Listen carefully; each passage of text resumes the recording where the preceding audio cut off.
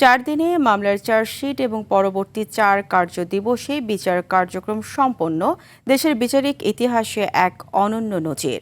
বিচারের রায়ে রামিসাকে ধর্ষণ ও হত্যাকারী সোহেল রানা ও তার স্ত্রী সর্বোচ্চ সাজা চান সাধারণ মানুষ। আইনজীবীদের প্রত্যাশা, এ মামলার দ্রুত বিচার দেশের ইতিহাস নয়, বরং মামলার নিয়মিত প্রক্রিয়া হবে। জিএম মাহমুদের রিপোর্ট। যেভাবে জুলুম করছে আমরা তার ফাঁসি চাই। ফাঁসি ফাঁসি ডাইরেক্ট ফাঁসি।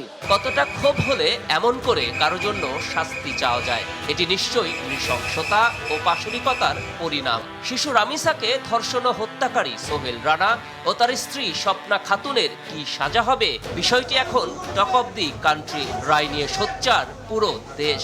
বাচ্চা মেয়েটাকে আপনি ধর্ষণ করছে, সেটা তো খারাপ কথাই, জঘন্য কথা। তারপরে তাকে টুকরা টুকরা করা হয়েছে। পেশা জীবনের বাইরে এসে গণমাধ্যম কর্মীরাও জানালেন অভিব্যক্তি। আমাদের নিউজ তো পড়তে হয়, আমরা পড়ি, কিন্তু সাথে সাথে আমাদের সেই যে ইমাজিনেশন থেকে এর তীব্র নিন্দা আমাদের ভেতর থেকেই চলে আসতো। আইনি গণ্ডি ছেড়ে ব্যক্তিমত দিলেন সুপ্রিম কোর্টের এই আইনজীবী।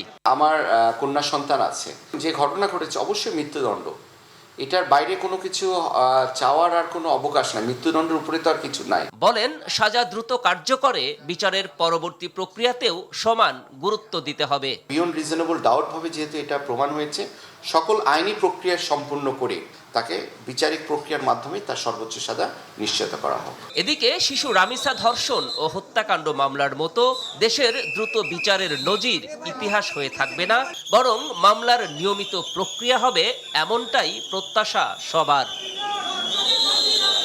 GM Mahmud, RTV, Dhaka.